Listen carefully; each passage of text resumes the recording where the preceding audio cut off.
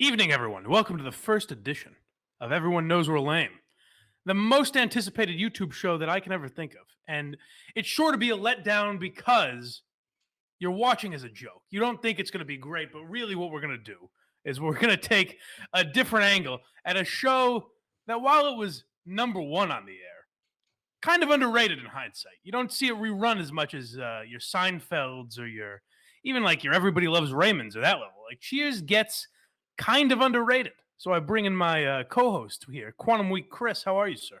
Good. I think this show would have been a really good idea in 1991. You think we're a little past our we prime? are. We might have missed it a little bit. I think that's the beauty of it. I think we're going to introduce a whole new generation because no one gets the kids talking like me and Quantum Week Chris. So I think we're really going to bring the kids in. And I think me, you, and a 40-year-old show. That's a good cocktail for the audience from 8 to 80 will really enjoy this show. Well, good. So we got some of that Greg Hill 55 plus. Yes, exactly. That's really the audience we're targeting. So let's get right into it. What we're going to do is every week break down 2 episodes, as well as give you maybe some fun facts and some background on the show. And I hope to tackle it in a different angle. You notice already I'm talking, so you can tell this is different because I'm speaking in a different way. I'm really hosting this show, so you know it's going to be something to watch. But let's get right into the pilot. Yes. And there are actually a few things I do find kind of interesting, and that is, do you know who was originally pushed by the network to play Sam Malone? Well, I know they tested a few different people. One of them being Fred Dreyer from who later going to play Hunter, who actually we're probably going to see I think next week. In a few episodes, who are you thinking? Well, also Bill Devane was a finalist, but I guess the network originally suggested Bill Cosby. Oh my God! Which would have been a very different show, and I guess the reason they chose not to go that way is because I think the Charles brothers said then it'll be the Cosby Show, not the Cosby Show that we know now, but It would be a show centered around Bill Cosby rather than a show about a bar in Boston. So this would have been what, a couple of years before the Cosby Show premiered. I think only a year. I think the Cosby Show premiered Intro Cheers season 2. I'm pretty sure. You might be right. And so this premiered, NBC was in kind of rough shape. You know, Family Ties, I don't think had started or might have just started. No. This was kind of the beginning of NBC's kind of rise to prominence again. Yeah, and it was, so they said there was no, it's weird to think that there was no show like this. Like now, if you talk about obscure, like I always think, and I kind of think this would be good if Kirk could go back in time to his screenwriting days. I always think there's never been like a show about the radio business, whether it's a comedy or more of like a Mad Men angle. But I think like the radio business could have an interesting type of show. This was, the writers basically said, hey, there's never been a show about relationships, really, like an on again, off again relationship. So this was really the infancy of like sitcoms as we know them now. Like the idea that Friends kind of came from this and all that. Right. You don't consider news radio about radio? Not really. I mean, that was too. It is about radio, kind of, but it was more sitcom-y. I'm thinking actually about radio rather than about the characters in the show. You know what I'm saying? All right. Like that was about the characters and their lives working in radio. I'm talking about a show more about the radio business. But anyways, so was this the best pilot ever? Do you think this? I don't know. Do you like this pilot? I like the pilot. It's got some corny sitcom angles, but yeah, I wouldn't think of it as the best pilot ever. Why do you think it's up there? I think it's up there. Some pilots by nature are pretty terrible. Comedy pilots are especially horrible because they're shot 5 or 6 months sometimes before you see the rest of the show. Yeah, they spend so much time kind of doing more narrative stuff than actually getting to the jokes. Like this whole pilot was basically meet Diane Chambers. She comes into the bar. We're kind of getting introduced to this character, but we're also getting introduced to this world. The one thing they did do pretty perfectly is like if you watch the pilot of Seinfeld, it's not even the same show. Like no, the characters aren't developed yet. Pretty much every character is exactly the same. There's no character where you're like, wow, like Cliff's voice changes a little throughout the series, but there's no character where you're like, wow, they're totally different in the pilot. Like they've had them pretty flushed out in the pilot. Right, exactly. And I think that's a testament to being a pretty strong pilot. I think the best comedy pilot ever is Arrested Development. That, I think, just really hits on a lot of levels. That's got to be up there, yeah. And I think that's just because of the nature of what it is. It's like almost like that faux documentary, so they can do the narrative stuff really easily. Where a traditional show like Cheers is going to struggle, be harder for them to do that. But I think this is a pretty good pilot.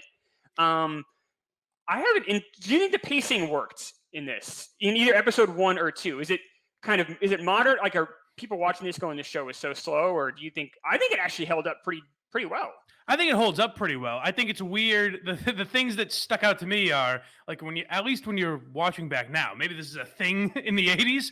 Why the fuck? So Sumner Sloan walks into a bar with Diane, then all of a sudden says, "Hey, I'm leaving you to go talk to my ex-wife. You stay here with this stranger and no one else in the bar, seemingly, and I'm just gonna leave." Why? Is there not a better way that you could make Diane end up in that bar? Because it doesn't make any sense. It doesn't. Like, let's say you're Diane. You just go, I'm just going to go home then, just because I live here. So I'll just go to my apartment. I'll stay here for the next 5 years. Yeah, like that doesn't make any sense, right? So that's obviously a pretty poor plot device, but they had to get her in there somewhere. They had to get her in there to stick around. I think it's definitely clumsy, but it is fun to meet these characters for the first time, and like you said, see how consistent they end up being. And no one's running my other problem. Diane answers the phone in this bar she's never been in. And they're like ruling the roost. Sam's God knows where. He's in the back. What the fuck is it? This place is so sloppily run. It doesn't make any sense to me. Yeah, I think that actually kind of pays dividends though later down the road. Like, when Rebecca Howe eventually goes in and she kind of tries to make it more business oriented. I don't think Sam's ever a good business person. I doubt they were thinking about Rebecca Howe when they did this script, but you can see how he's never quite on. I don't think he's a great bar owner. No, that's true, and he says something weird that he kept it. Like, why did you keep it after you stopped drinking? For sentimental reasons, but he only had it for a couple of years at that point, so that seems like a bit of a plot hole as well. Yeah, and there's another big plot hole that we see in episode 2, and this is part of the problem when you have when you do a pilot in February, you start running the episodes, in July, is that, or start, producing them in July. You have like Norm is apparently not married in episode 2, but he is in episode 1. Oh, really? I thought he was just checking out babes. Like, I didn't. He was, but he wasn't wearing a ring, and he was checking out babes pretty intensely, which he doesn't typically do for the rest of this. So that's like one inconsistency. Not a big deal, but. That's a little weird to have, because he is married in the first episode. He says, "Tell my wife I'm not here," or something like that. Right. Another pre-pilot nugget that I had ready. Did you know Sam Malone was not originally a Red Sox? He was supposed to be a Patriots wide receiver, but they said Ted Danson doesn't look like a wide receiver. Well, I think he wanted. I would believe that if you just said Ted Danson was a receiver for the Patriots. It's not that crazy. He's tall. He's pretty. I mean, I don't know. They wanted Fred Dryer.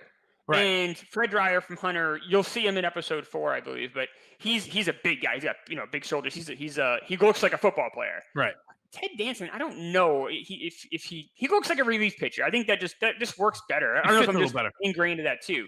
And also in the 80s, I think the Red Sox were more of a staple. I'm surprised they would go with a Patriot, because it doesn't seem like if you think Boston at that time, you would think Red Sox, maybe Celtics more than the Patriots. I agree. One thing that I thought was pretty interesting is the Mrs. Littlefield character. Do you know about this at all? I don't think so. So there was a character. She was actually credited. I want to pull the script up here. So she was credited before Cliff Cleveland, and it was Mrs. Littlefield, and it was a racist woman that was supposed to be in Cheers. Sam Simon, who's a writer for The Simpsons, and he wrote for Cheers. He wrote, this is out of a Television Academy. He did a presentation, and he said there was another regular cut out of the plot.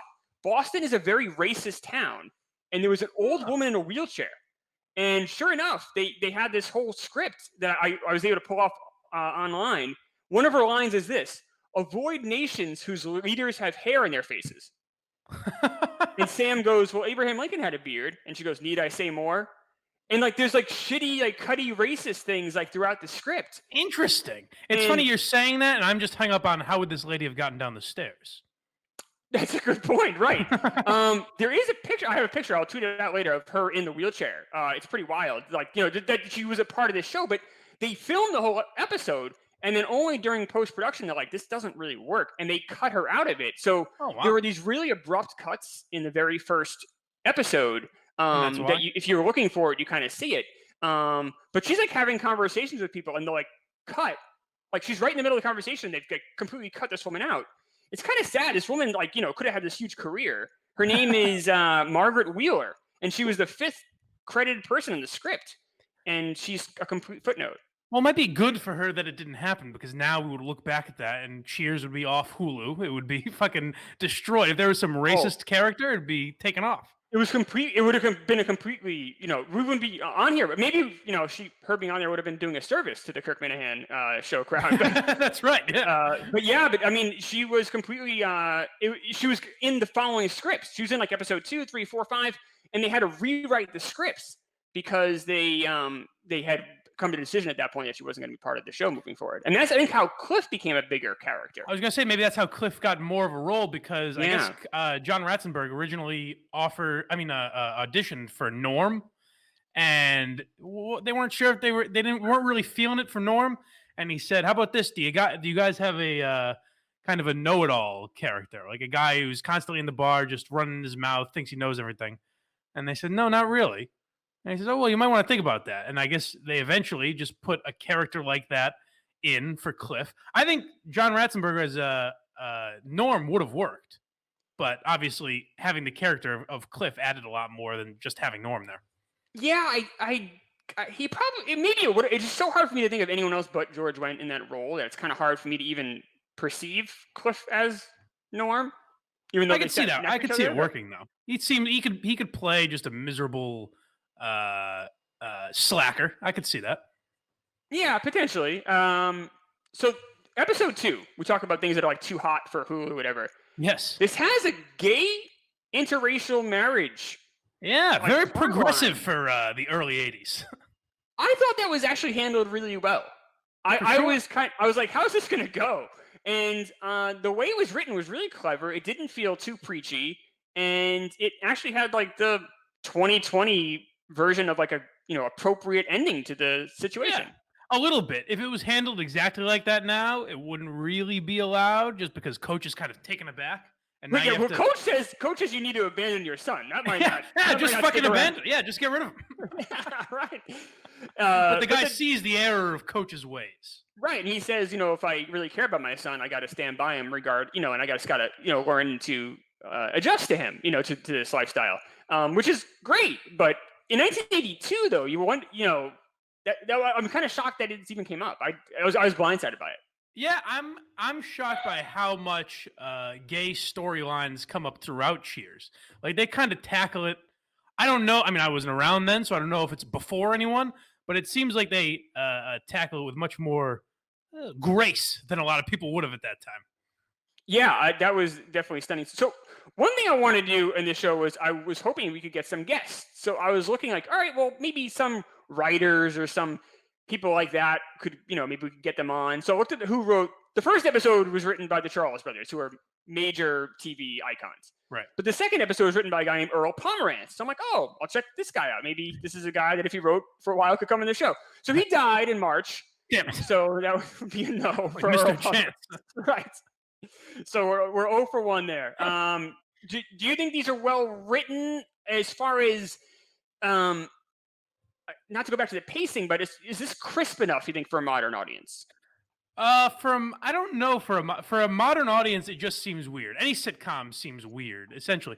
But because, like, take episode 2, they're immediately getting into. It seems like I think you kind of have to do this because that's the story for 5 seasons is Sam and Diane. But in real life, if you're going to take the real life approach, it doesn't seem like after a week on the job, Sam and Diane would be fighting and she'd be thrown a little judging his lifestyle. Like that doesn't seem realistic. But for an 80s sitcom, I guess that's kind of what you had to do. Yeah, I agree. They definitely kind of accelerate that relationship quite a bit. If she's only supposed to be there for a week, it definitely doesn't seem like she's having trouble even getting orders right. And then she's in the beginning of the episode, and by the end of the episode, she's criticizing her boss's love life. Like that doesn't make any sense. Who the fuck do you think you are, Diane? Slow down. And all these degrees she has, or is going for. Yet she can't. The only job she can think of to have in episode 1 is a waitress. That doesn't seem right to me, really. She's this intellectual. Right. They ask her, "What do you qualify for?" And she says, "Nothing." Well, Nothing. How is that the case? Like, How is it possible? You could fake your way to a job. Just go work. Like, it's education. Go work at some college. Go be an associate producer or a professor. Go be a TA somewhere. That doesn't really make any sense either. I was amazed. I looked into I watched some interviews with like the creators and producers and things to prepare for this show. Wow, look at you! Oh, really? Always prepared. And just one thing stood out to me is that they said the Charles brothers wrote this, like they wrote Cheers every season with a beginning and end in mind. So they would start and they would have the arc of the season already planned out before they even wrote episode 1. And they said this was like a very innovative thing at that time, which seems so odd because when you look at now, that's kind of just how shows are written. But I guess this is one of the first to say, well, this is where we want Sam and Diane. We want them together at the end of season 1. Right.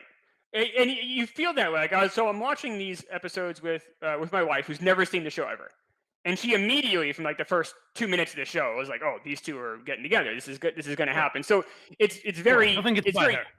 Oh, sure. Nothing gets by her. Yeah. Right. No, but I mean, it's just very clear. They instantly, like, they're setting this couple up, and then Shelley Long and Ted Danson have such great chemistry. It's just really clear right from the jump street. And they auditioned together. They were auditioning. Right. When they auditioned Sam, they were auditioning Diane at the same time because they wanted that chemistry and that connection there. Yeah, and I guess Shelley Long was someone a lot of people wanted in pilots, but Ted Danson apparently was kind of known at the time, but like knew nothing about baseball, is not a jock, like personality-wise does not fit that character at all. But they said his chemistry with Shelley Long was so great that they went with him. Yeah, and that makes total sense. Ted Danson at that time was kind of, I don't say a movie star, because he certainly wasn't, but he was doing some movies that were in high acclaim. And there's a part in episode 1 where they're having like a barroom debate of what's the sweatiest movie ever. And they mentioned a movie called Body Heat. And Ted Danson's in Body Heat. And when it switches over, the camera switches over to Ted Danson, like almost his reaction when they say Body Heat, which I think would have been a good joke in 1982. It doesn't really make any sense unless you're a movie nerd now. But they definitely were kind of making an inside joke about Ted Danson being in this kind of a. Have you seen Body Heat? It's like like an erotic movie with Kathleen Turner, and Ted Danson plays like a supporting actor, but it's a pretty big part. So I mean, he was, and then Shelley Long was in. Had she already been in Night Shift? I'm not sure. Which is a movie Henry Winkler, the Fonz, directed. So these two both had like up and coming careers. They weren't. They were not big names by any stretch, but they were definitely people who you might have recognized. Do you think they made the character of Coach too dumb? I really enjoy it. Yeah. Right. It's funny, but there are times like when he answers the phone in, I think, episode 2 and says, is there an Ernie Pantuso here? Right. It's kind of a funny line, but it's also like, no one would really say that. That's your name. Yeah. Yeah. Well, it's like the Homer Simpson problem. Like, if you make him it's a thin line. Like, if you make him too dumb, it's just totally ridiculous. But if you can straddle that line, it's perfect. Yeah. I think it's a great line in the first episode where my favorite line in either episode, Shelley Long, Diane Chambers says to Coach, "Where's your bathroom?" And he's like, "Next to my bedroom." And I think it's really funny. It's very good. Oh, he's a rascal, that Coach. That's just funny. Like, I think it's just good phrasing. But yeah, Coach, do you think he's too dumb? At times, but I think you could get away with that a little more in an 80s sitcom as opposed to now.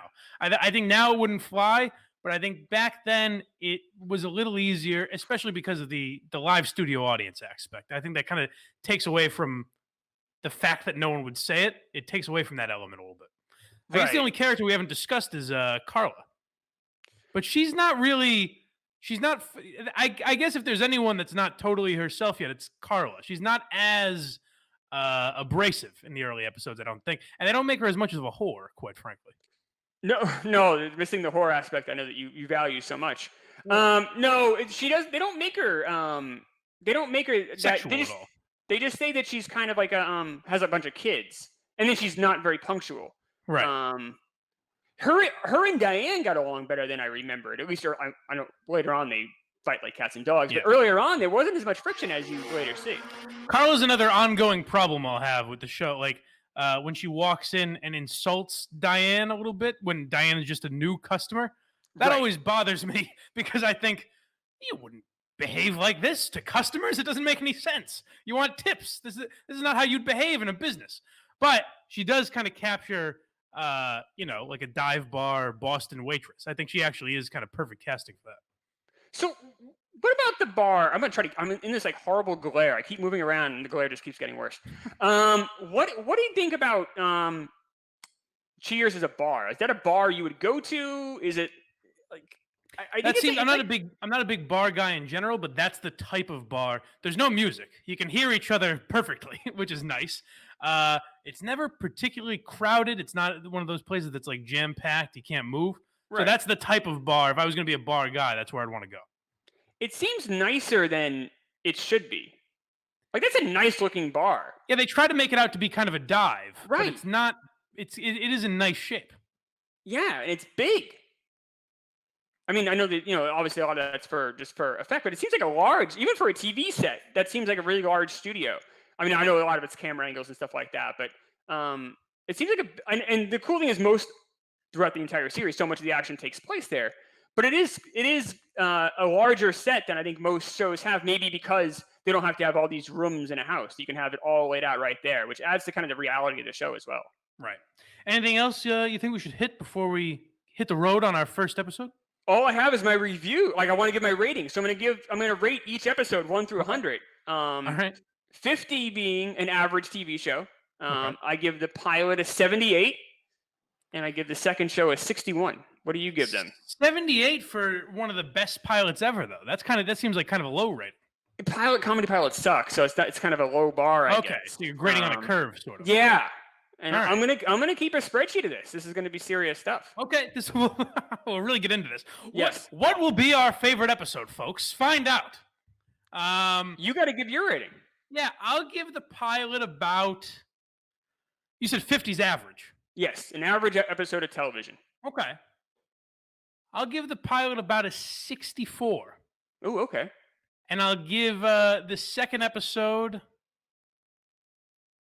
I'll actually give the second episode a 70 because I think it was pretty consistent. There was no dip. You developed the characters a little bit more.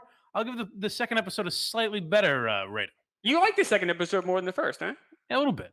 How much do you think Kirk's going to hate that last segment, those last 2 minutes? He has not. You're out of your mind. He has not gotten to this point in the episode. No. There's no way he's still watching. They might have the clip. Steve will have these clips, maybe. Oh, I see. All right. But there's no way Kirk is still watching at this point. I think we should also end each episode with us saying the last line of the show. Do you know what that is? We're closed. That's right. Sorry, we're closed. Sorry, we're closed. Yes. Wouldn't that be a great way to end the show? Sorry, we're closed. See, how much fun is that? So we're back. Next week with episodes 3 and 4. Sounds good. All right. Sorry, we're closed.